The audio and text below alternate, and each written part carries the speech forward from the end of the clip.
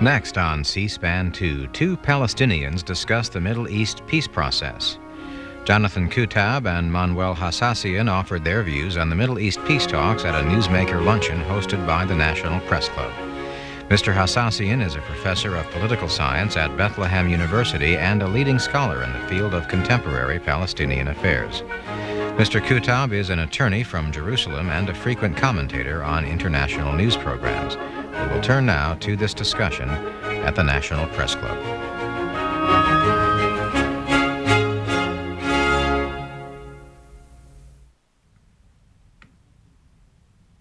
Okay, we can get started this morning. My name's Jeff Shad, and with the Morning Newsmakers Committee here at the National Press Club, I'd like to welcome you all this morning and to introduce our two speakers, Jonathan Kutab and Dr. Manuel Hassassian. They're part of a delegation of Palestinian Christian leaders who have been touring the country, speaking in various cities on the concerns of Christians in the West Bank and the Holy Land more generally. And they also have some perspectives as Palestinians on the Middle East peace process. Jonathan Kutab is an attorney in Jerusalem. He's a member of the bar Palestine, Israel, and New York. Graduate of Messiah College and the University of Virginia Law School. Founded Al-Haq Law in the Service of Man, which is a human rights organization, the West Bank affiliate of the International Commission of Jurists in Geneva, Switzerland. He's a frequent commentator on various television news programs and has testified to the House Foreign Affairs Subcommittee on Europe and the Middle East. A frequent speaker at legal, human rights, and religious conferences in Europe, the Middle East, and North America. Dr. Manuel Hassassian received his PhD at the University of Cincinnati and currently teaches political science and is the Dean of the Faculty of Arts at Bethlehem University in the West Bank. He's a leading scholar in the field of contemporary Palestinian studies. He's conducted several field research projects about attitudes towards democracy and among the West Bank leadership. Published articles in the Journal of Palestine Studies and a book on Palestinian politics during the British Mandate period. And now I'll leave it to our guests to give their presentations and take your questions. Jonathan, you want to go first?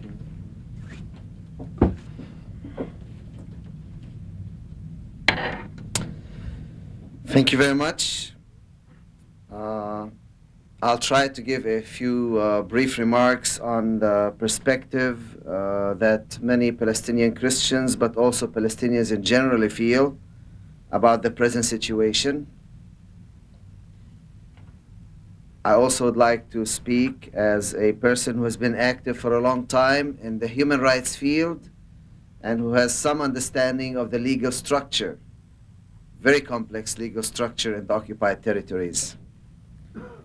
In the occupied territories, Israel has established a complicated legal structure that, without actually outright annexing those territories, allows the State of Israel to exercise permanent dominion over that area,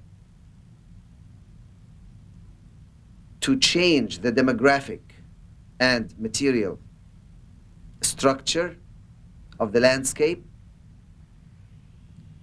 to set exclusively Jewish civilian settlements throughout it, and to create conditions that would tend to be irreversible, preventing territorial compromise, preventing genuine Palestinian self-government, and perpetuating a state of continuous, complete control.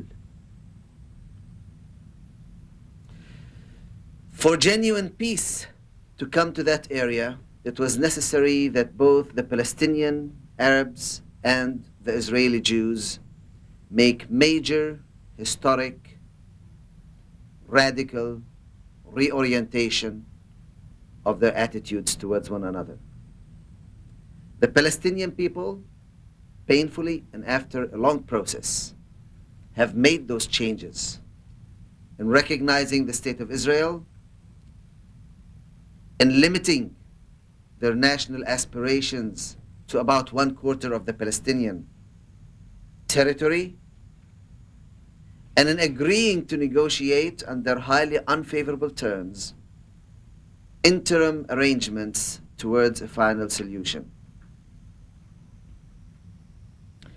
The State of Israel has agreed to enter those negotiations,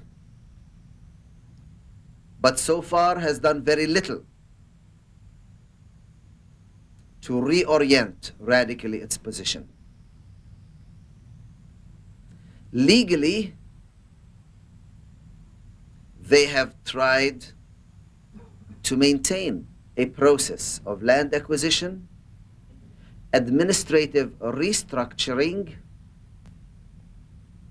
building the setup and framework for a permanent dual system in the occupied territories, whereby Jews live and operate unequally side by side with Arabs under separate administrative, legal, socioeconomic structures. They even have different laws and different courts, and in fact, a separate network of roads serving them. This was clearly expressed by the previous Prime Minister, that that was his intention, and that the negotiations were a smokescreen to permit the establishment of that order. The present Israeli government, while talking a more flexible tone, has really done nothing to dismantle or even cease the process of moving in that direction. A close scrutiny of their words, but more importantly their action, shows them to be still committed to that course of action. For that purpose and none other, they refused to meet with a separate Palestinian delegation, but tried to subsume it under a Jordanian Palestinian group.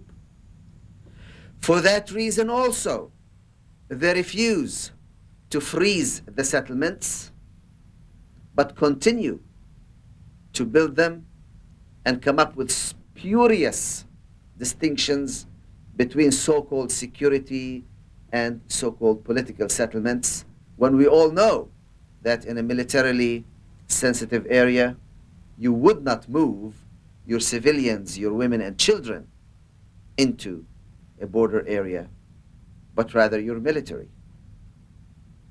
For that reason also, they oppose Palestinian legislative elections, and they set perimeters on the proposed authorities and power of the Palestinian self-government, interim self-government arrangements, to ensure that they operate within the dual apartheid system that I have mentioned before,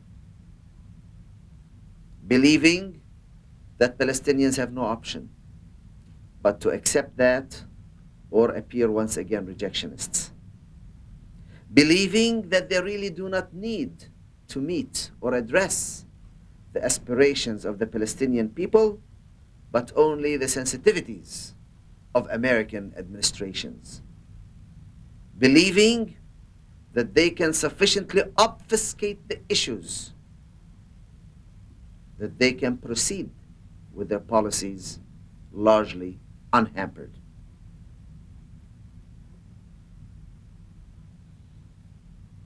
That might be a correct short-term assessment for them,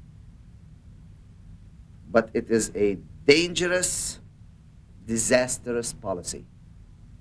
For ultimately, the State of Israel cannot survive even physically if it does not obtain the legitimacy, the acceptance that comes only through Palestinian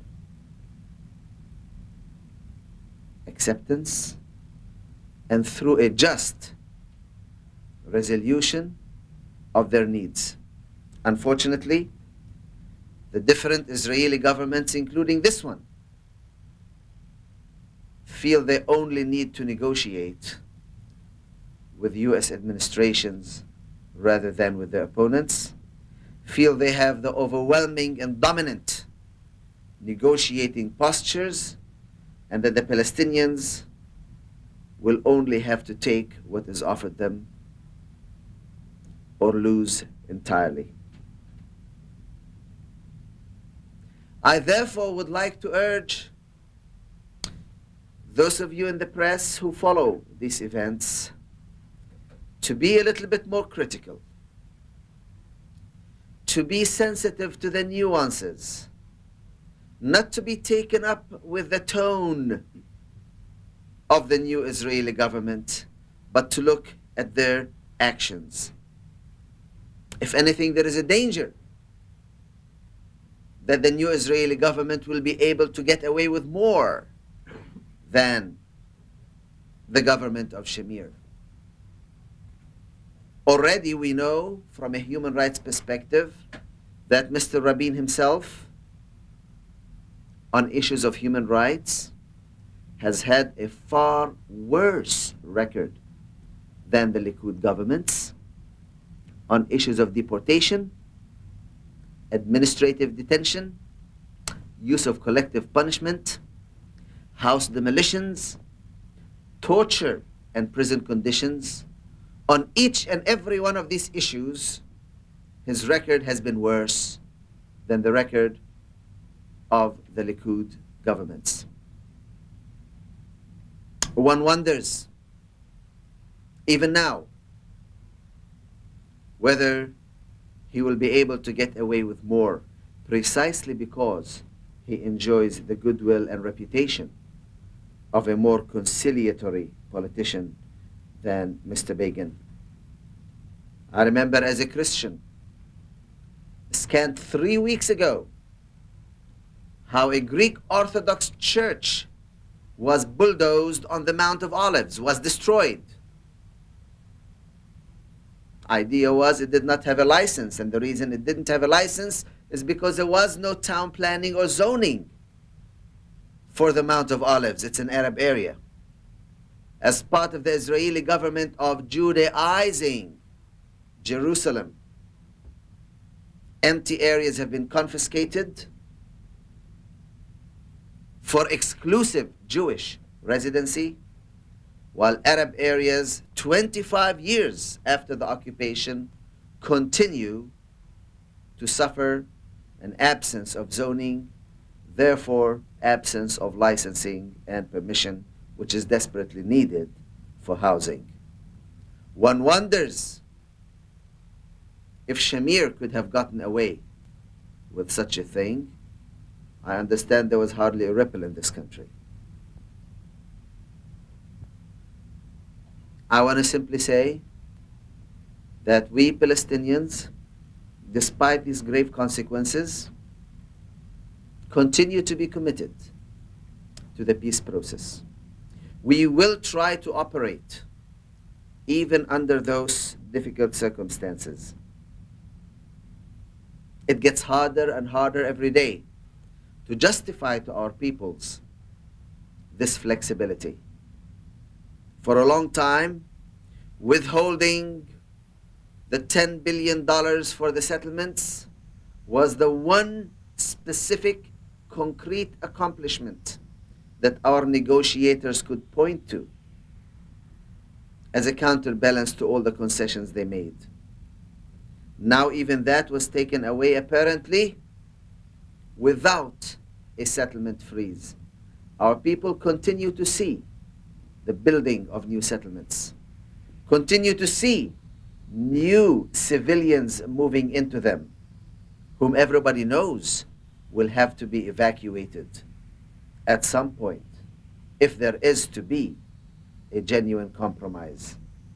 The fear is that the State of Israel will succeed in its present policy of continuing to dominate this area permanently, much to its own ultimate injury as well as to ours and the cause of peace. Thank you. I think my colleague didn't leave much for me to say.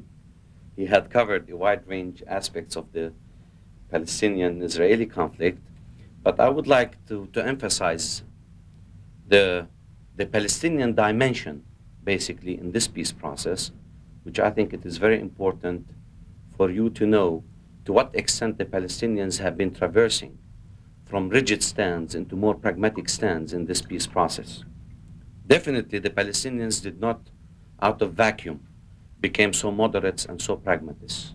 As you may know, there have been certain times where the Palestinians also stood by rigid principles in terms of acquiescing their land. But of course, the objective conditions that led the Palestinians into what we call the intifada, the uprising, have been so detrimental to their ethos, to their presence, to their socioeconomic status, to the extent where they started to believe that self-reliance is the only motto through which they could more or less fulfill their aspirations. Now, the objective conditions that the Palestinians were living, those severe economic conditions that led many people to emigrate from that part of the world due to lack of job opportunities, due to lack of employment, due to the creeping annexation, to the dismantling of houses, to settlements, to closures of universities, and to bulldozing houses and churches, and the Judaization process that had never ceased since the occupation in 1967. All this engendered a certain kind of feeling among Palestinians that without resorting to the options of armed struggle and what have you, they have realized that the only way to go about it is through political accommodation. Now, definitely when the PLO back in '74, in one of the basic resolutions in their PNC, have raised the question of two-state solution, nobody paid any heed to that kind of resolution. But it came back in 1988, where it had to cater to the international community, who started being more or less concerned about the human rights of the Palestinians in the occupied territories, to take the decisions and resolutions of the Palestinians seriously. And since then, the Palestinians, with their declaration of independence, have been adamantly trying more or less to pursue the Western democracies and the American public opinion that they are developing a genuine peaceful strategy. That strategy that is based on a two-state solution has not been taken really seriously by the Western democracies for the simple fact they have been the victims, the Palestinians, of stereotype images as not really showing to what extent they are sincere in achieving that perspective. Now, the Palestinians who reached that kind of a historic decision in coexisting side by side with the state of Israel, recognizing the state as a de jure, recognizing it as a state which should be indigenously accepted as part of the Middle East, have really did not receive any kind of positive reaction from Israel as well as from the international community. Now, Palestinians who have shown to the world that they only, as the Arab nation that has practiced democracy, that has really built institutions based on the ideals of democracy, that they cherish and practice elections in their institutions, be it on the university level or on the trade union or charitable societies, as the cornerstone for their future independent Palestinian state. The democratization process did not come from vacuum. It came in culmination to the oppression that the Palestinians have been living for so many years now, and to the constant belief and conviction of the Palestinians that through the democratization process, we can, first of all, liberate our society from the inequalities and disparities that have been a culmination to occupation, as well as it will be the message of peace through which we could build a strategy of coexistence next by Israel. So this democratization process that has been built on attitudes and changes in attitudes towards pragmatism, towards reconciliation, peaceful accommodation with the state of Israel, have boosted the Palestinians to a point where they think that this intifada is democracy in the making. It is irreversible, regardless that there are many voices of dissension among the Palestinians themselves. But in the final analysis, as a pluralist society, there is room always for a minority to express its opinions. But the mainstream among the Palestinians are adamantly attached to a peaceful strategy.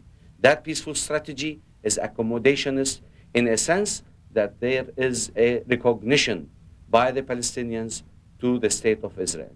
It is unfortunate that this kind of attitude by the Palestinians have not been appreciated by the Israelis as well as by the international community, to the extent that there are still doubts about the true intentions of the Palestinians, whether they are using that as a tactic in order to get their independent state and in the final analysis get stronger and opt for the dismantling of the state of Israel. If we look, ladies and gentlemen, at the structure of the Palestinian society, with its economy being shattered, we cannot really anticipate or visualize a viable independent Palestinian state without the confederation with Jordan. We cannot really witness an independent Palestinian state without open boundaries economically with the state of Israel. We cannot survive or being sandwiched between Jordan and Israel. Therefore, this democratization process among the Palestinians have really urged them to accept the fact that through cooperation and through conciliation, all the differences that have been piling up for so many generations in terms of conflict could really rescind to the one simple fact that the only legitimate presence of the state of Israel can be entrenched in the Middle East basically by the acceptance of the Israelis to the Palestinians' political rights, and that is their right to self-determination. Palestinians have been vociferous about holding an open, free, democratic elections based on legislative elections in order to show the world that the one rule, which is a rule of thumb in democracy, the right for one people to choose their own rulers, is an important facet of the multidimensional aspects of Palestinian society.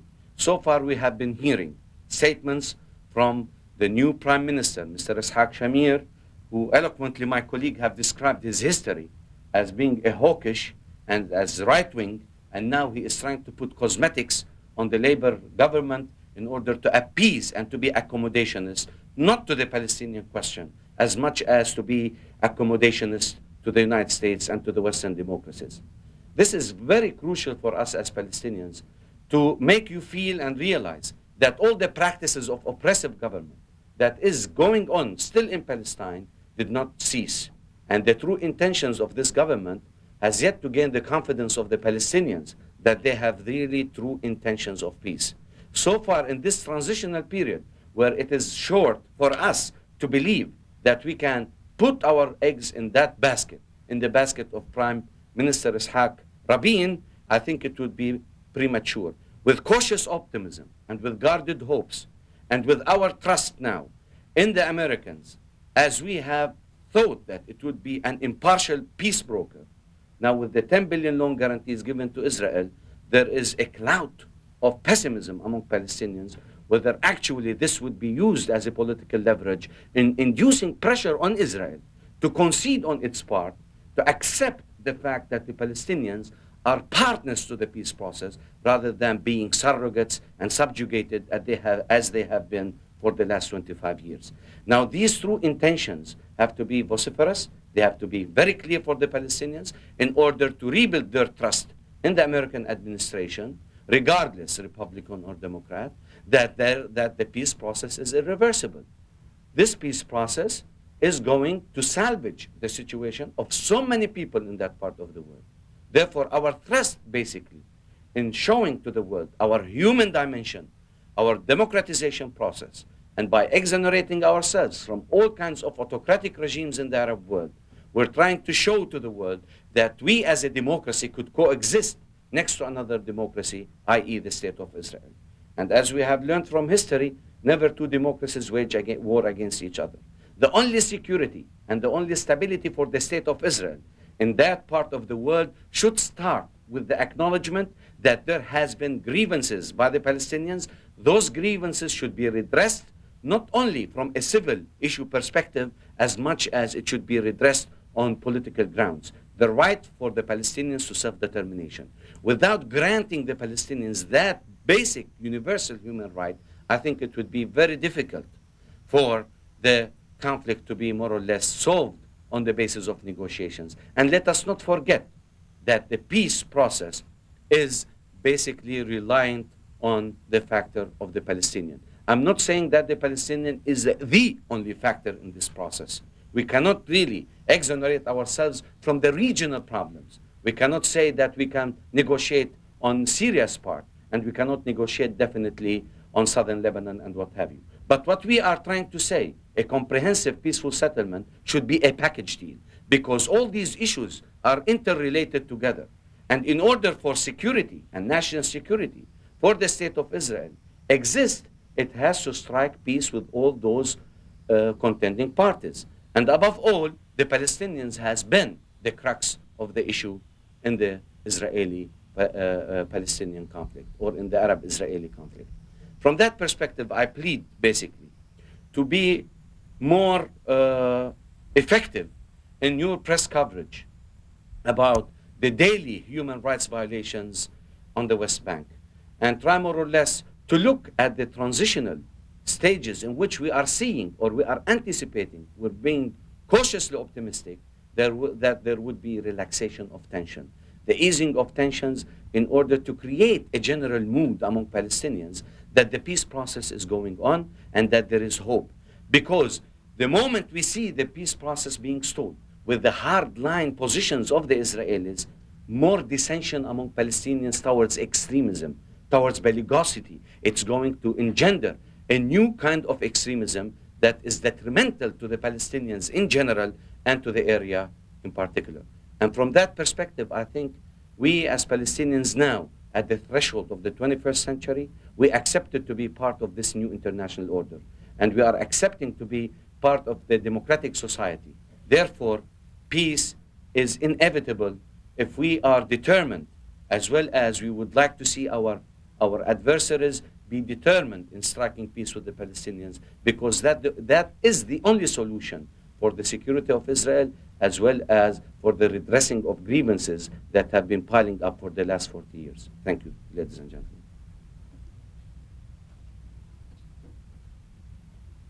Before we take your questions, I want to ask one.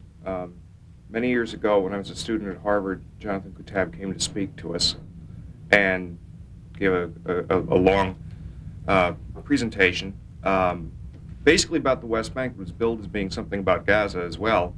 And I stood up and asked, well, what about Gaza? And the answer at that time was, well, everything in Gaza is just like the West Bank, only worse. And I wonder if you'd take the same question again. I think I'd give the same answer.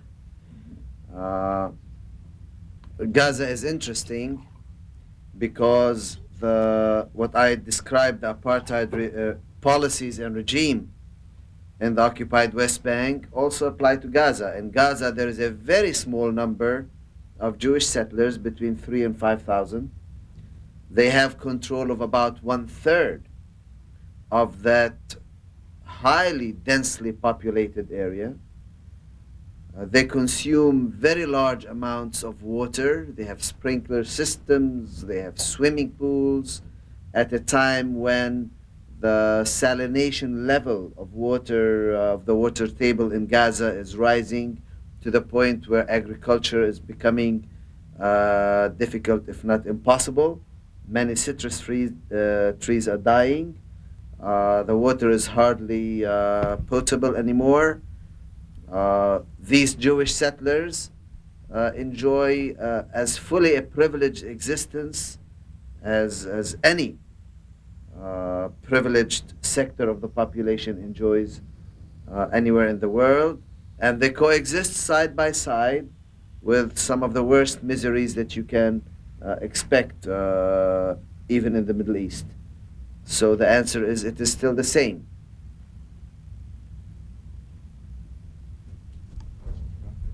Do you think that the decision of the Bush administration to back the loan guarantees, or to give the loan guarantees now to Israel, is a political move to secure the Jewish vote, to secure that body for the Bush administration? Maybe let me just add to that the Clinton-Gore campaign has also had has been very, very strong in supporting Israel, and I think Gore's even declared that he is a Zionist. So just with that background, how do you fit all this into the political context here?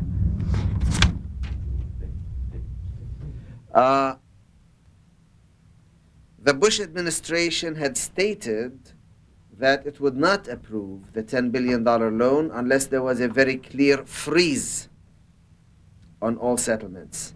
This would be consistent with international law, with all the pronouncements of all U.S. administration, as well as with a view that looks to some kind of permanent solution. Even if no solution is possible now, it is clear that every additional settlement is an additional obstacle in the path of peace, that not only the taxpayers will have to pay for the erection of these settlements, but eventually, from the Sinai experience, they will have to pay for their dismantlement, together with appropriate appreciation of property for the interim.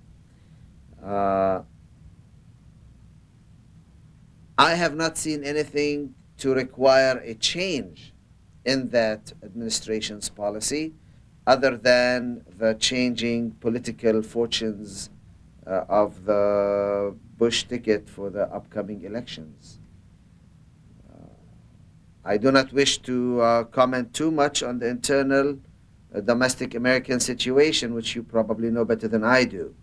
But I can say that on the ground, in terms of the situation between the Palestinians, the Israelis, and the U.S. administration, no other explanation would justify this retreat from the American administration's position that the $10 billion loan guarantees will not be authorized until Israel creates a freeze. No freeze has come about. No commitment to a freeze has been made. If anything, Rabin has been specific that he will continue constructing about 10,000 units, which had started, that he has created a new definition of permissible new security settlements that he will continue to support. Somehow, that message has not come across to the American population. In my travels, many people were under the impression that, in fact, a freeze has been instituted, when that is not the reality. Perhaps this goes back to the role of you, ladies and gentlemen of the press. The American population simply does not know that there is no settlement freeze, that building continues, yet somehow the $10 billion loan guarantee has been granted. Do you think that your political fortunes will be better if there is a change in government here? Well, basically, during my tour, I was also hammered by all kinds of questions. I wanted to hear the interpretation of my colleague as in regard to the $10 billion. I think he hit it right on the nose. Well, I think as Palestinians now, who are enmeshed deeply in the peace process as the only viable political option towards the solution of this conflict, the 10 billion loan guarantees have been considered basically by the Palestinians as a political leverage that the present administration could use in inducing a certain kind of pressure on Israel in coming to the table and in negotiating peace. I discussed this issue 10 months ago, or almost 8 or 9 months ago, with the US consular officials, when I said, I'm afraid that this 10 billion loan guarantees is going to become a determining factor in your elections, and it would be a determining factor in the course of the negotiating process.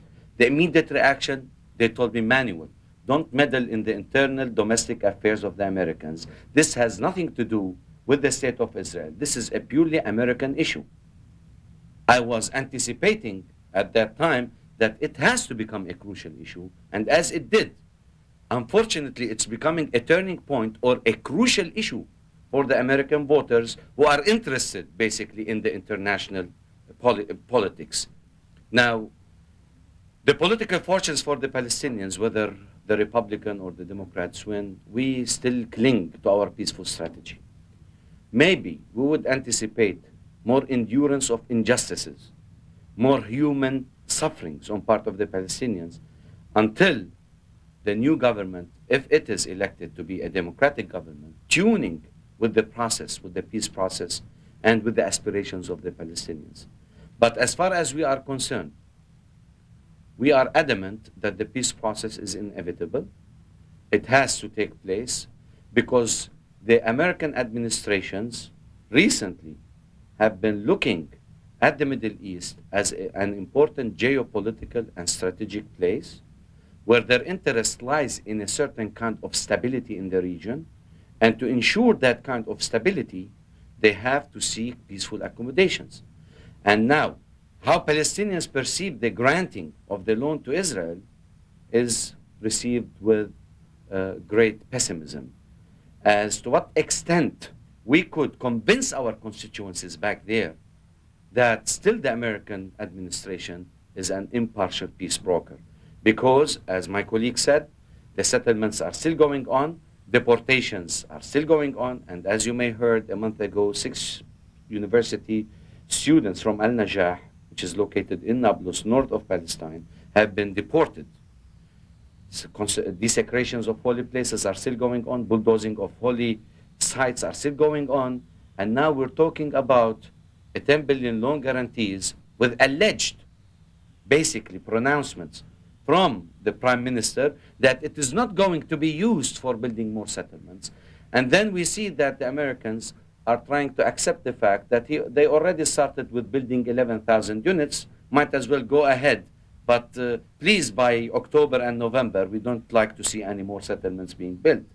And the money that is going to be engendered into the Israeli economy is to create jobs for the 400,000 new Soviet Jewish immigrants. And by doing that, then the element of rebuilding the economic structure of Israel would induce, basically, the Israeli constituency that a secured Israeli state is being more or less on the right track, where it has, or it would have, more political leverage in the future peaceful negotiations, and the one that would be here on August 24th.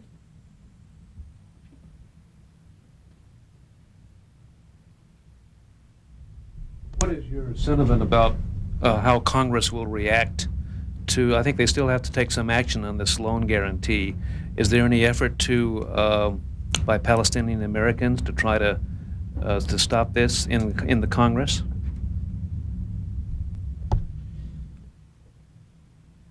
Frankly, I think there ought to be. In the past, the Palestinian Americans have succeeded in generating a lot of letters to the Congress and raising the issue to the American public of what it will cost them in their pockets, and in fact have succeeded in deflecting the issue for a while. Unfortunately, the crucial element there was also leadership by the administration, which appears lacking at this time. I think that the American people are reaching the limit of their willingness to underwrite and to fund the present Israeli policies. I also believe that the present Israeli policies require, by their very nature, not only massive, but increasing amounts of massive funding from the United States year after year. I don't think the $10 billion are the end of the road. I think that the State of Israel, if it continues on its present policies, is going to be coming again for additional billions from the American taxpayer. However, without administrative leadership, I am not sure that Congress can be swayed. The taxpayers, I think, are angry and are frustrated. With the proper administration leadership, they can't put enough pressure on Congress. Without it, I think it'll just be a voice in the wilderness. Nonetheless, the point does need to be made. The American taxpayers are undertaking additional financial responsibilities. They do appear to be inappropriate. They are not helpful for the peace process. and ultimately they may be injurious to the state of Israel itself in the long term. The average Americans must be made aware of this and must make their views known to Congress. And Congress can then act as it deems fit and bear the consequences. Is there any information yet on how this guarantee will be given? Will it be given 10 billion all at once, or will it be phased in? From my readings, basically, I think it is going to be phased for the coming 5 years. So, the United States will be able to monitor it Yes, then? yes. Could I ask a question?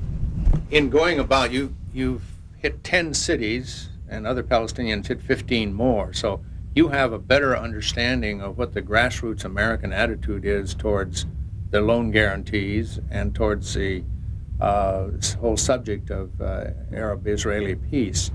Could you give us just a quick synopsis of what you found out there? Yes, maybe I will give a quick synopsis representing the western part of the United States, and maybe Jonathan will talk about Texas and California. Well, basically, from all my presentations, and the audience have been very reciprocal as to the plight, first of all, of the Palestinians and their sufferings. The second issue has always been on the agenda, the loan guarantees. I think the average American taxpayers are really upset, and they are really angry, because when they discuss the loan guarantees, they don't discuss the security of Israel as much as they are trying more or less to put the loan guarantees in the context of their economic sufferings in this country. And many times I had to budge myself into the internal American politics and talk about how much money in terms of foreign aid Israel has been receiving from the taxpayers. And when they listened and when they heard me giving them figures, they were really furious. So why another $10 billion? While we are economically suffering, our social welfare system is crumbling, and we have almost 1 million Americans homeless. We are facing an annual deficit budget of $400 billion. This country is facing $4 trillion in terms of national debt.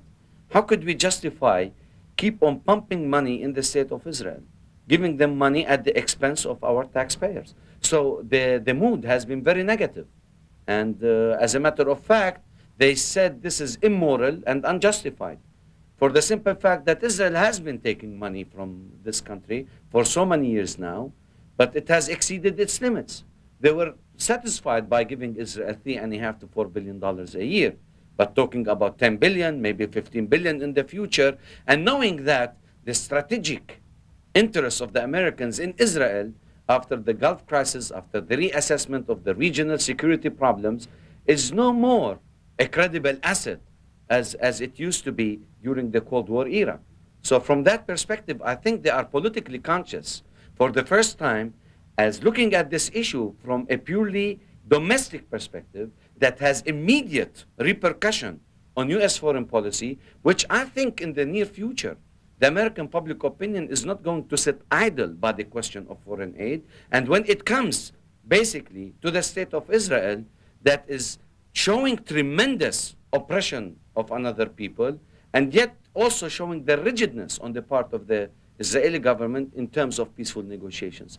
So that was the reaction that I got, knowing that I was in a very conservative area, like in Texas. Hearing such comments, I think I was thrilled and fascinated by how much these people are educated about the international politics and about their own personal concerns.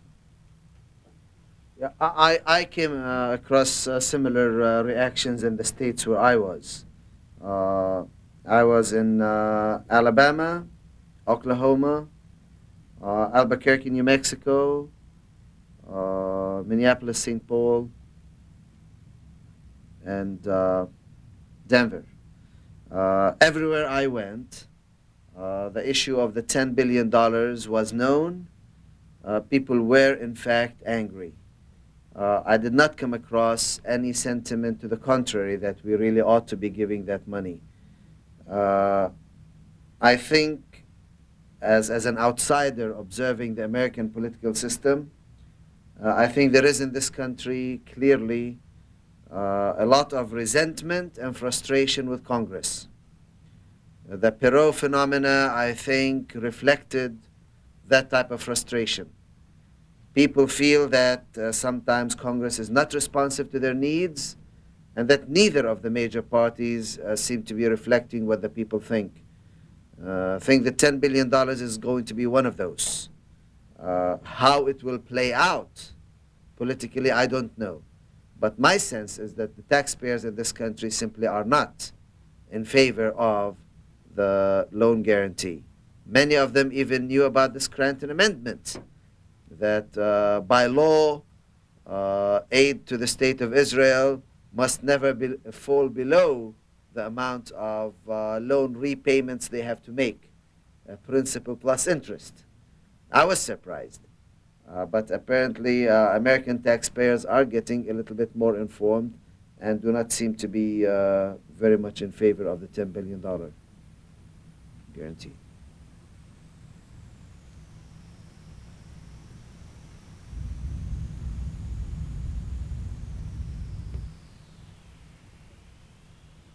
Well, if there are no further questions, I'd like to thank our guests for coming here this morning and for you all to come and listen to them speak. Thank you all very much.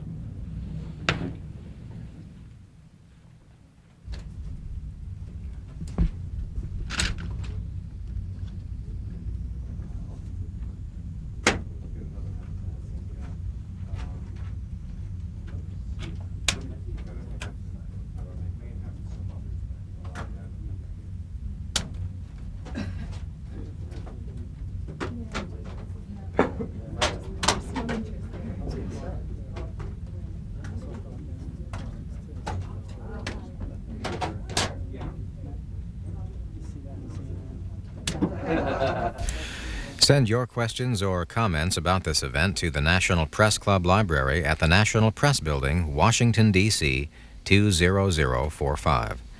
Coming next, another view on the Middle East peace process from Israeli Prime Minister Yitzhak Rabin, so stay tuned.